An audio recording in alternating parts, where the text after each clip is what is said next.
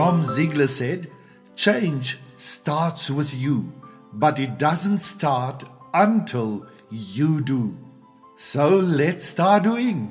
You are listening again to a Live Light production brought to you by Charl Botha.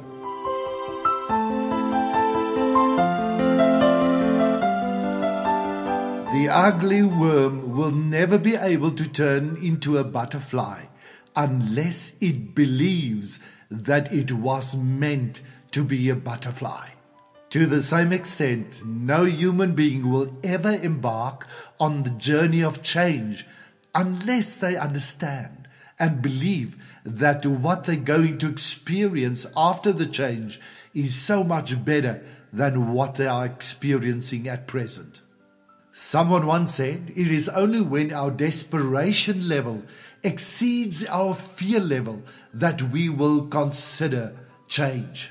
So today I want to invite you on a journey to become the best version of yourself, to become the person you were intended to be. So let's start out on this journey by giving the first step. The first step is nothing ever changes until you do. A reporter once asked Edmund Hillary what his secret was for being able to summit Everest, to which Hillary replied, I only took the next step. So every journey and every change you and I want to make in our lives always start with taking the first step. But the interesting and very relevant question most of us will ask is, why do I have to change? Everything is okay. The hard reality we learn from nature is that when something isn't growing, by that meaning changing, it is busy dying. Most people get so comfortable in a worm lifestyle or in the pupa that they don't want to move out of it. The scary result is that most people opt most of the time for a lifetime of existence instead of living a passionate, fulfilling life. An elderly lady once said to me, you know, young man, many people die at 28, but they only get buried at 78. So the law of nature is, if something doesn't grow, it is busy dying. And when it dies, it starts to rot.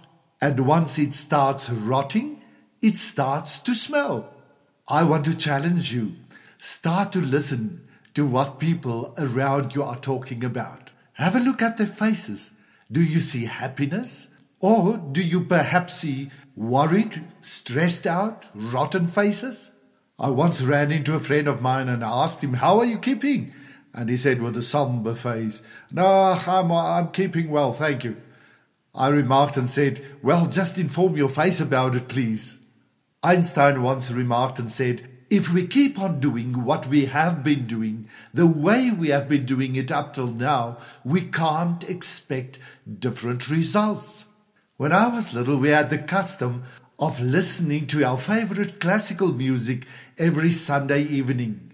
Back then, we didn't have any CDs, we had a gramophone player that played either 33 or 45 speed vinyl records. Every now and then the diamond needle head would get stuck in a rut, and then you had to give the gramophone player a bump with the fist to enable the head to jump out of the rut.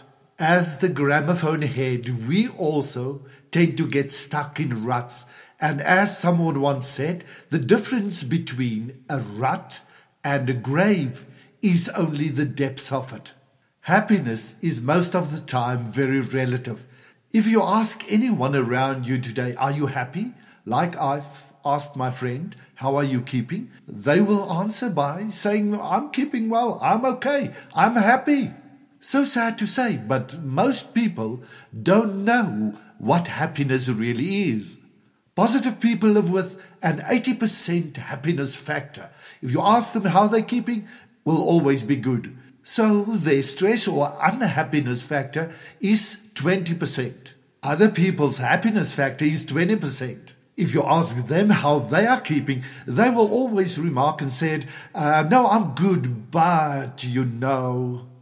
So the little bit of happiness factor that is present in their lives gets totally overshadowed by the stress and unhappiness they are carrying within. Have you just perhaps traded your birthright to be a butterfly for being a worm or stay put in your little pupa? I want to tell you, you were made, you were born to fly in the freedom that God created for you. You were meant to be so much more than what you currently believe you are. Come and join us next Wednesday for the next step we're going to give on this journey of becoming what we were intended to be.